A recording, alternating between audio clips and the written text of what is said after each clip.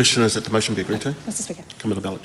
Thank you, Mr Speaker. I just want to acknowledge the contribution of the Minister and also echo our condolences to Rochelle's family. I know that the work on the Port Hills fire was really exceptional, and as the Minister will know, or anyone who's worked in this area, the people who are involved in emergency management around New Zealand are really exceptional people. Often it's a career that they end up being in for most of their lives, and it's not because of anything that they personally gain from it. It's from really a feeling of service and contribution to New Zealand, and so we're very grateful to them, and it's always sad to hear of one of our colleagues who has departed. So I want to acknowledge that family. Also want to acknowledge and reiterate the acknowledgement that the Minister made of people who've been involved in this bill. This bill is something that has gone over a series of governments, and that is the nature of emergency management. Emergency management is something that is exceptionally important to New Zealand and exceptionally important to our communities, and we never know who's going to be in government when an emergency strikes, and all that we can hope on either side of the House is that we can do everything that we can and that we have the best processes in place. And so this is something that is a genuine area, I think, of bipartisanship, and something that we on the side of the House and in the Labour Party take very seriously and have done when we've been lucky enough to hold those ministerial portfolios as well. And I know many of those previous ministers hold a very lot of interest still in this portfolio because of the importance that it has to New Zealand and to their communities. So I want to acknowledge the Minister for your work here as well, and also your team, especially Bailey in your office, who works very hard to make sure that we're all aware across the House of emergencies when they happen to. And I think that kind of approach is really what this bill is meant to legislate for. It's a much more of a all of government rather than little sectors working on their own. So this is an important bill, and it's kind of the antithesis really to the previous bill we were discussing, Mr Speaker. This bill has really had its genesis and changes that were seen to be needed in the 2002 Act. There's a consensus, I think, from everyone that piece of legislation is no longer fit for purpose anymore in New Zealand, and various governments have, and there's been so many reviews, and various governments have looked into trying to amend this. And I suppose the issue that we have is we keep having emergencies and we keep realising that there are issues in our system, and I think it's important to acknowledge that we will never have a perfect emergency management system, and we will never be able to do everything, but that doesn't mean that we shouldn't do everything that we can and that we shouldn't learn every lesson that we can in order to be better prepared. So when we were in government, and Labour was in government, we did introduce a bill, and we're happy to see that a lot of the sensible, pragmatic suggestions that were in that bill have been carried through into this new piece of legislation as well. And the big thing that happened in between that introduction of that bill was the North Island weather events. A significant event for New Zealand. I want to acknowledge the 15 people who lost their lives in those very sad events, including children. I think couldn't be more serious that we get the system right, and certainly we will not stand in the way of making sure that these changes are implemented as soon as they can be, and so it's timely to see this introduced. We had a slightly different approach, it's fair to say, at Select Committee when we saw the report into the government inquiry into the North Island weather events. We thought maybe we could amend the existing bill and that would be faster. The government took a different view. That's their call. That was not something we agreed with at the time, but I think, as you could have heard through the Minister's reflections, we tried to work very constructively with that decision. And as chair of the committee where this bill will go, definitely will be taking the scrutiny of this bill very seriously and making sure that we put forward the best possible bill to the House in order for this to be enacted, hopefully as soon as possible. I don't think we will ever have a perfect piece of legislation, but we certainly must implement the lessons that we learnt from that government inquiry. That government inquiry included at least six separate reviews and also several other studies into what was happening in our emergency management system. So it's really imperative now that we do implement this. This has been well thought through. We're talking about regulatory impact statements. This is the regulatory impact statement on this bill. Extremely long, extremely thorough, extremely well thought through.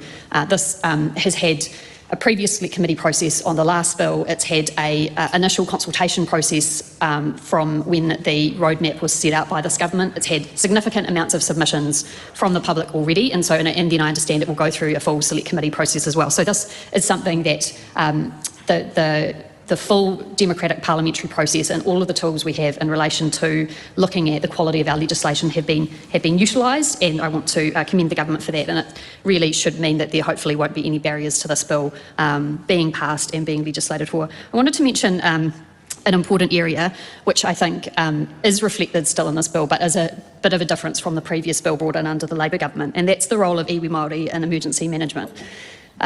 we have seen and again, and one of the key findings from the government inquiry into the North Island weather events was that every time there is an emergency situation in New Zealand, whether they're asked to or not, whether they're at the table or not, iwi Māori marae step up in emergency situations. They take care of the people, they house people, they feed people. They have been taking on this role for generations, and whatever the legislation says, that's not going to change the manaakitanga and emergencies that iwi Māori have. And my colleague Kushla Tangiere Manuel took me out to Tairāwhiti, and I met some of those very people who took on that role during Cyclone Gabriel. So it's really important that that is acknowledged. The current legislation does not acknowledge that at all. This legislation does have a seat for iwi Māori at the Committee on Emergency Management Group, I think, the KEG group. That is something that we very much support, and I should note that it's not just one seat, it's one or more seats, so it depends on the different area as to whether more people should be involved. And there are also another couple of areas where iwi Māori can also participate in through being consulted as well. We had suggested a National Māori Emergency Management Advisory Group that hasn't been taken forward in this piece of legislation. From our perspective, that's regretful, but at the same time we see that there has been a concerted effort to improve the status quo, which is nothing at all at the moment, by the government and the minister, and want to acknowledge that, and also the significant treaty analysis that's been involved in the regulatory impact statement, and the intention of recognising what was in the government's report into the North Island weather events, and making sure that there is recognition for that key role that iwi Māori play in our emergencies in New Zealand, and the fact that they have a right to have a seat at the table when decisions are made. So this bill is an improvement, and we do support that, so thank you to the Minister for taking that forward. There are other things in this bill which are significant changes. There are changes to ministerial powers, there are changes in relation to information sharing, and I should acknowledge as well, one of the benefits, although we didn't support the bill being discharged at the time, has been that the issues that we've seen in very recent events have been incorporated into this bill. And so I think that is a benefit. So one of those things is information sharing. There have been issues in recent events where information hasn't been shared in the way that it could most usefully be shared in order to assist the emergency management response. So I think that is a very good change as well. There's also, as the Minister said, changes around decision making. We know that it's really clear that there should be a really clear decision making process in emergencies. That hasn't been as clear as it should be under the current legislation. I think this legislation will improve that as well. So that is something that we definitely support. The situation in emergency management in New Zealand is that we need to take seriously the fact that, as the Minister often says and is recorded in the government's report, which this bill is really based on, is the fact that we do have the second most at-risk country in the world, and we are one of the developed countries with the most at-risk profile in the world. That means that we should be, in theory, the best at the world at emergency management, and I'm sure that is a desire shared across the House, that we need to do whatever it takes to do everything we absolutely can to ensure that emergencies, when they do occur, are run with the best available information, with the best systems. We know we have the best people, so it's just about utilising that collective information to do the things that we know will assist in the response. So I thank the House and this government, previous governments, for the work on this bill, and I commend it to the House.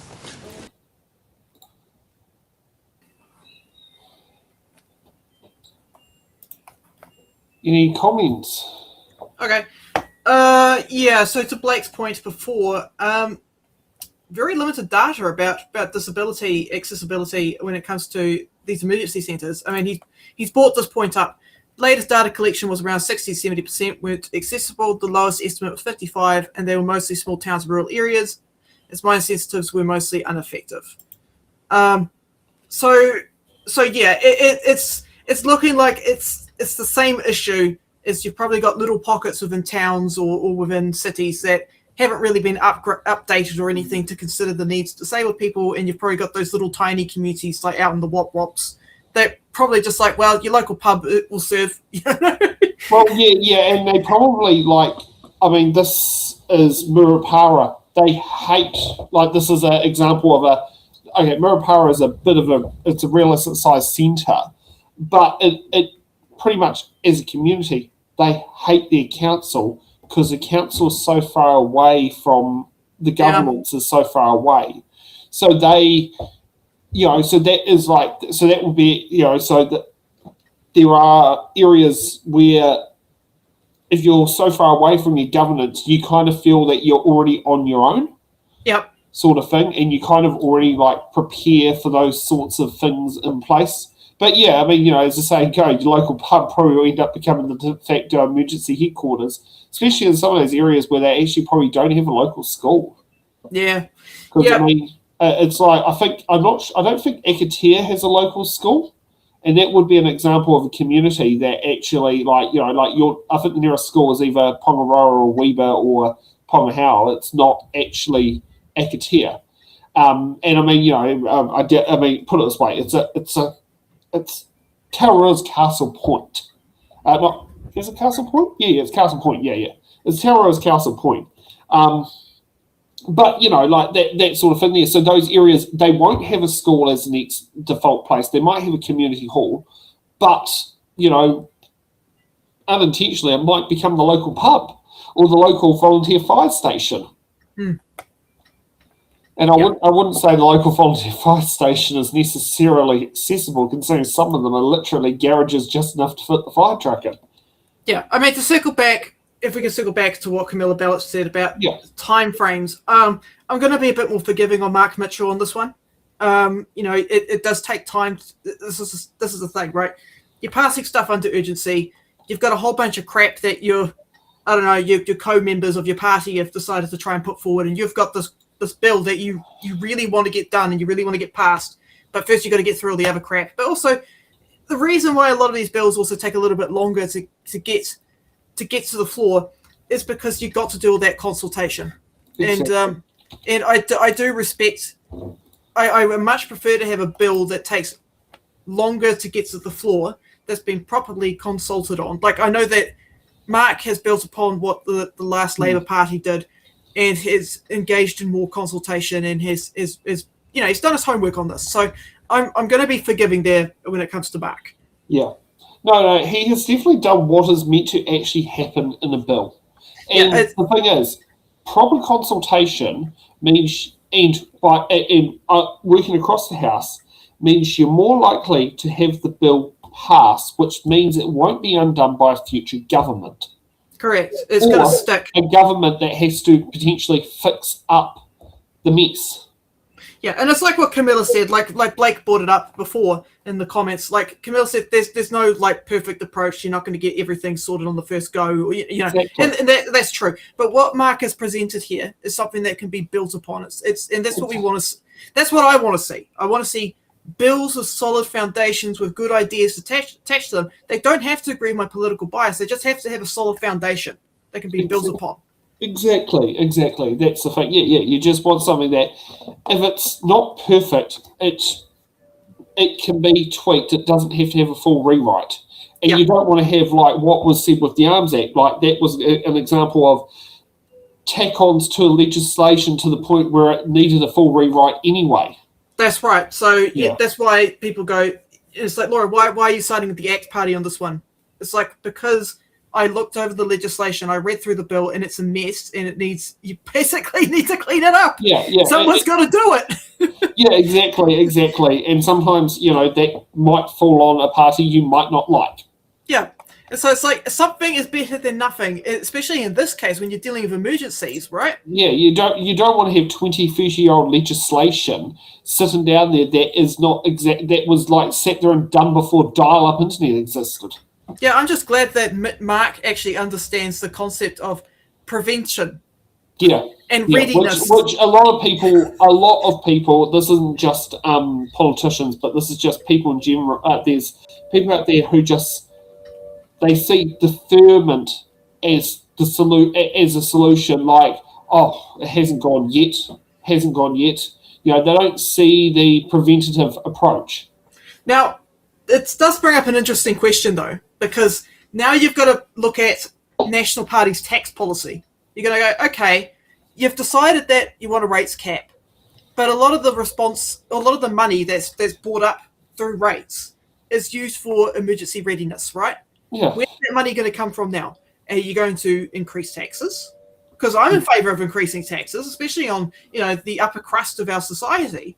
Yeah. If you want to live in a functioning society where people can go to the shops and buy your goods, you've got to pay your taxes. Yeah, well, I mean, here's something else that I do believe possibly should be looked at is possibly, now this is a thing, so for rental properties, it exists for owner occupies it doesn't. But possibly should rates be tax deductible against your annual income?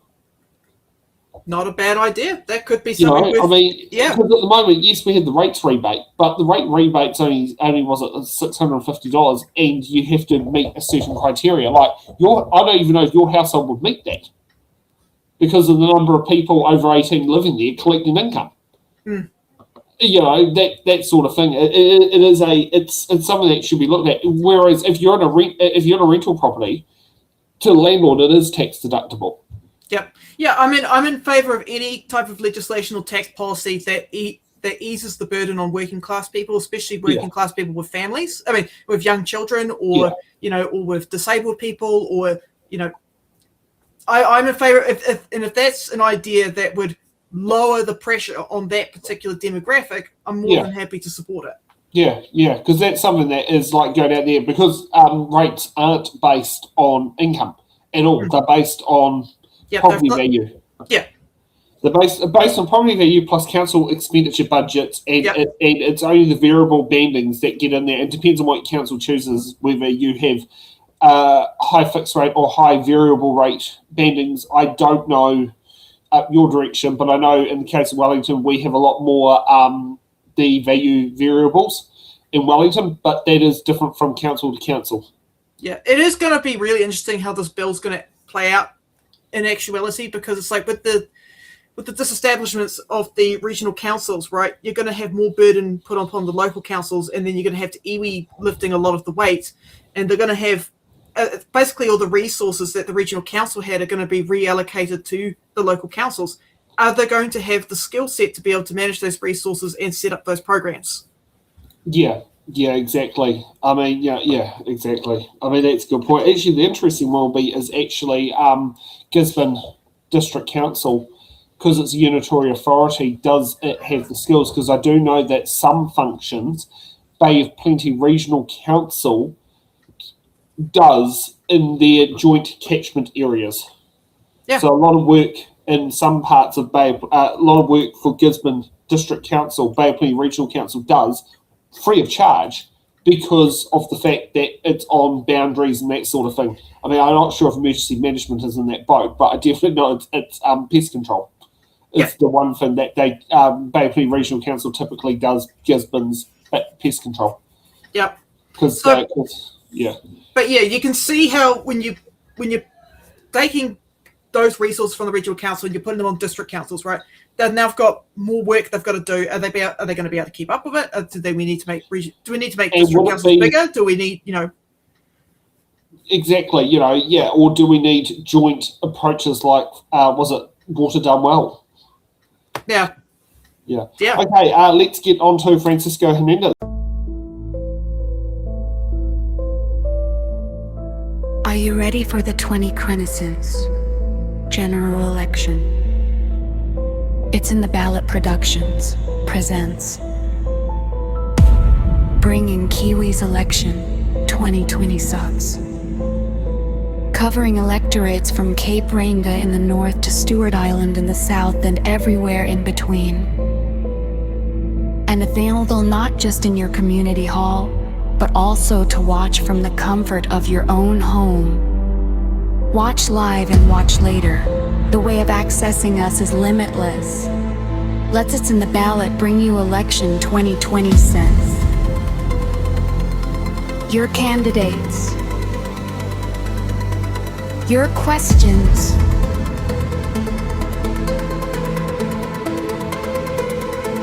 And their answers.